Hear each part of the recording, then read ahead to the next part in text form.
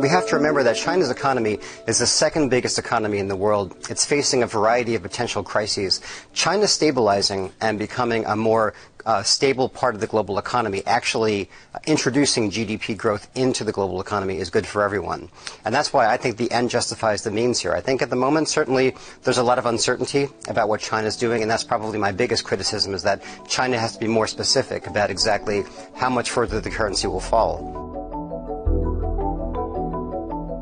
I think it will give some help. China is in a much better place than many of the other Asian economies. It still has some more policy tools in its chest, so there is still the potential for stimulation there, and the currency is the start of that. So I think China comes out of this looking relatively better at the moment than one or two of the other countries.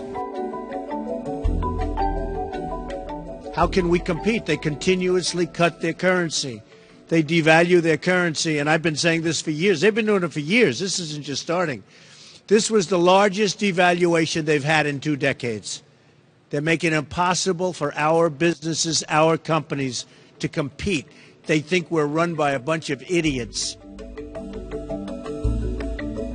If you're a country, particularly Asia, an Asian emerging market that exports to China, then life just got tougher because your exports just got more expensive. On top of that, Chinese consumers are probably going to be consuming less because your exports are more expensive. Additionally, if you're an emerging market exporter exporting around the world, life just got tougher as well because now Chinese exports are more competitive, so it's going to be tougher for you. And if you are an emerging market that exports to China and around the world, mainly commodities, then life got tougher still. I think that the markets were sat there thinking, certainly after the exports figure, we sat there going, we've seen a lot of RRR reserve requirement ratio cuts, but all it's doing is stimulating domestic demand, or attempting to stimulate domestic demand. It's not helping the external picture.